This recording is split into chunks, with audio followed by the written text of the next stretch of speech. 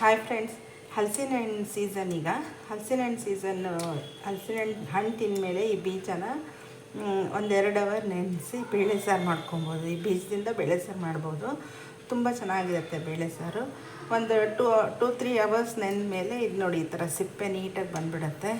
ನೋಡಿ, ಇದೆಲ್ಲ ಸಿಪ್ಪೆ ಎಲ್ಲ ನೀಟಾಗಿ ತೆಕ್ಕೊಂಬಿಡ್ಬೇಕು. ಬೀಜದ ಮೇಲಿರೋ ಸಿಪ್ಪೆ.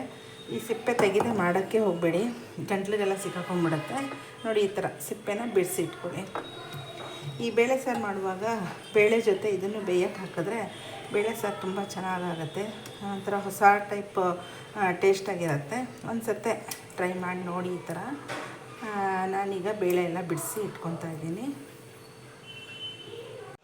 ನೋಡಿ, ಈ ಥರ ಸಿಪ್ಪೆ ಎಲ್ಲ ಕ್ಲೀನ್ ಆದಮೇಲೆ ಸ್ವಲ್ಪ ಹೀಗೆ ಒಂದು ಗುಂಡ್ಕಲಲ್ಲಿ ಜಜ್ಕೋಬೇಕು. ಜಜ್ಜಿಬಿಟ್ಟು ಇಟ್ಕೋಬೇಕು. ಕಟ್ ಮಾಡಿದ್ರೆ ಅಷ್ಟು ರುಚಿ ಬರೋಲ್ಲ ಅಂತಾರೆ. ಹಿಂಗೊಂದು ಸ್ವಲ್ಪ ಜಜ್ಜಿಬಿಟ್ಟು ಇದನ್ನ ಬೇಳೆನ ಬೇಯಕ್ಕೆ ಹಾಕಬೇಕು.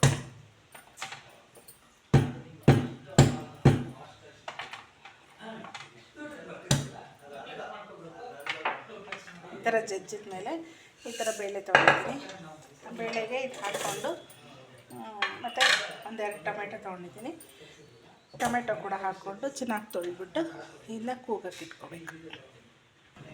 ಚೆನ್ನಾಗಿ ತೊಳೆದ್ಮೇಲೆ ಸ್ವಲ್ಪ ನೀರು ಹಾಕ್ಕೊಂಡು ಇದನ್ನು ಒಂದು 4 ವಿಷಲ್ವರೆಗೂ ಕೂಗಿಸ್ಕೋಬೇಕು.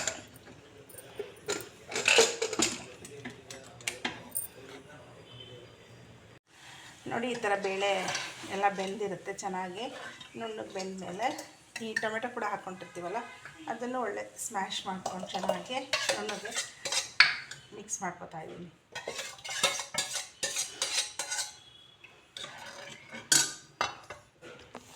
ಇದನ್ನ ಕುದಿಯೋಕೆ ಇಟ್ಕೊತೀನಿ. ಇದಕ್ಕೆ ನಾನು 1 ಸ್ಪೂನಷ್ಟು ಖಾರ ಪುಡಿ ಹಾಕೋತಾ ಇದ್ದೀನಿ. ಖಾರಕ್ಕೆ ಮತ್ತು ಬೇಳೆ ಸಾಂಬಾರು ಪೌಡ್ರ್ ಹಾಕ್ತಾಯಿದ್ದೀನಿ. ಬೇಳೆ ಸಾಂಬಾರು ಪೌಡರು ಹಾಗೆ ಸ್ವಲ್ಪ ಉಪ್ಪು ಹಾಕೋತಾ ಇದ್ದೀನಿ.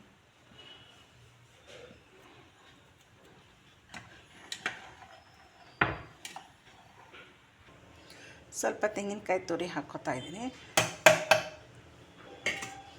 ಹಾಗೆ ಕೊತ್ತಂಬರಿ ಸೊಪ್ಪು. ಒಗ್ಗರಣೆ ಹಾಕೋಕ್ಕೆ ಒಂದು ಸಣ್ಣದಾಗಿ ಬಾಣಲಿಗೆ ಹಾಕಿಟ್ಕೊಂಡಿದ್ದೀನಿ. ಎಣ್ಣೆ ಕಾದ್ಮೇಲೆ ಸ್ವಲ್ಪ ಸಾಸಿವೆ ಹಾಕೋತಾ ಇದ್ದೀನಿ.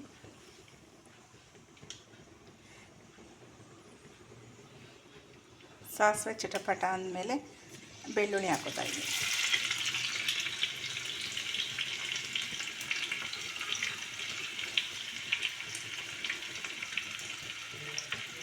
ಕರಿಬೇವಿನ ಸೊಪ್ಪು.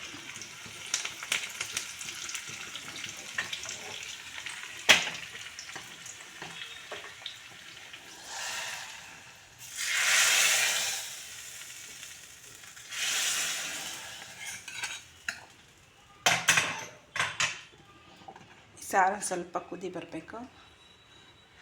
ಹಲಸಿನಕಾಯಿ ಬೇಳೆ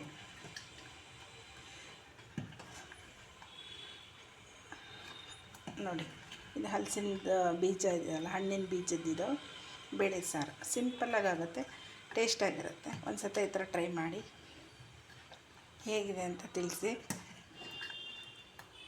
ಥ್ಯಾಂಕ್ ಯು.